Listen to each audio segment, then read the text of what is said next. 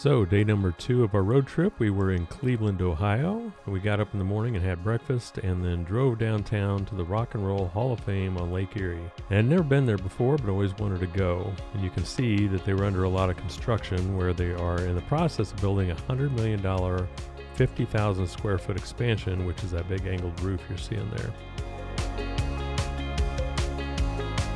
We came into the Hall of Fame and they had this really cool hallway which was covered with graffiti and people's names and stuff written on the walls. I thought it was really neat. Once we got through security, we came into the atrium and then took the escalator downstairs to the Hall of Fame, which started out with the Saturday Night Live 50 Years of Music area, which is really cool. You could see all the costumes from the show and different memorabilia from Saturday Night Live over the years. It was interesting to see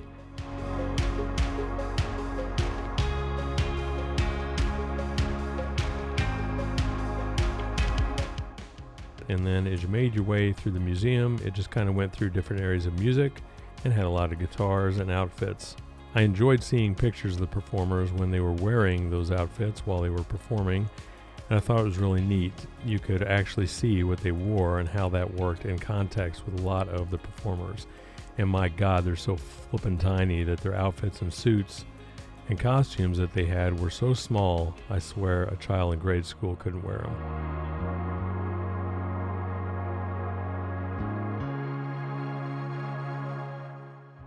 Then here we are in the 80s area, which is our generation spot because we grew up in the 80s.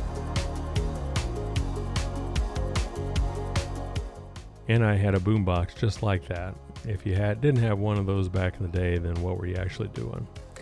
Eddie Van Halen's iconic guitar from the 80s. From there, they had areas that were dedicated to the pioneering women in rock and roll, which is really cool. And then they had the Legends area, which is all the legendary rock and roll acts over the years. Def Leppard, obviously one of the biggest 80s bands, and they had drum sets and guitars.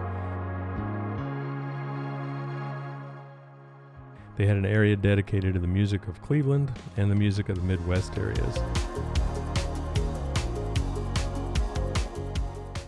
And this is the area where the induction plaques were. And it's surprising to find out how recently people have been inducted to the Hall of Fame, because they had people like Billy Idol and Phil Collins getting inducted in 2026, which is nuts to me that they've been around and still haven't been inducted to the Hall of Fame. And then we went down and went to the gift shop, which is the last thing you go through, obviously, and they had 6 floors to the museum, different areas that you could look at, different things you could do.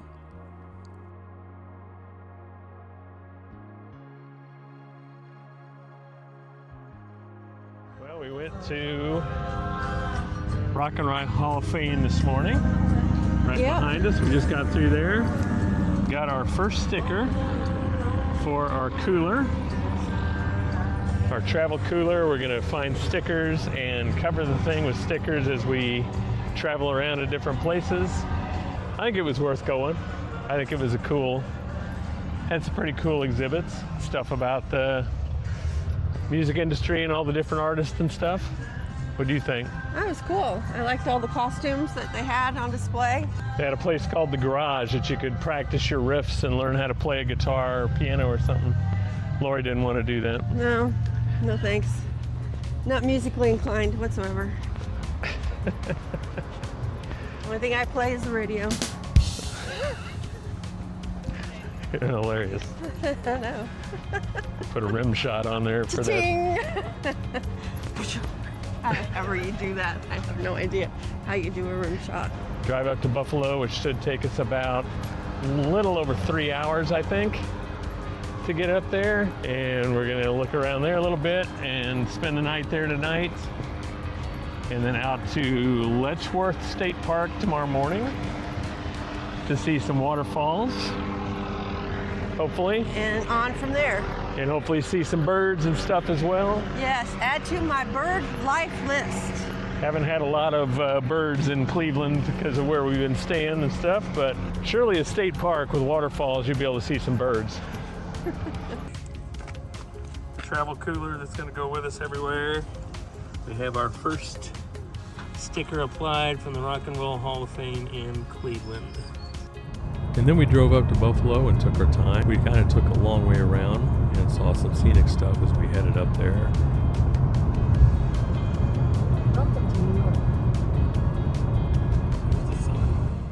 Got to our hotel downtown and went to find some parks and stuff for Lori to look for birds. Really didn't have much luck with that, but finally found a place to eat for dinner and then settled in for the night to relax and ready for the next day's events.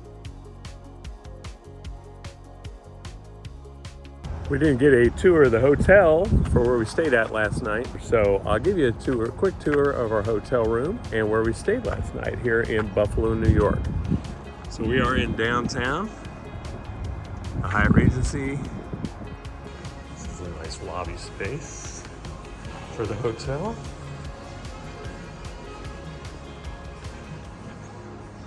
Around to the elevators.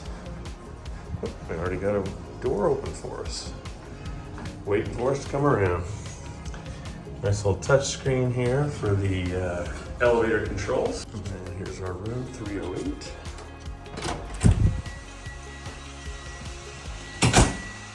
Come in here, Lori's doing her hair for today. This is our room. Nothing special. It had a nice big TV for watching TV, so that was nice.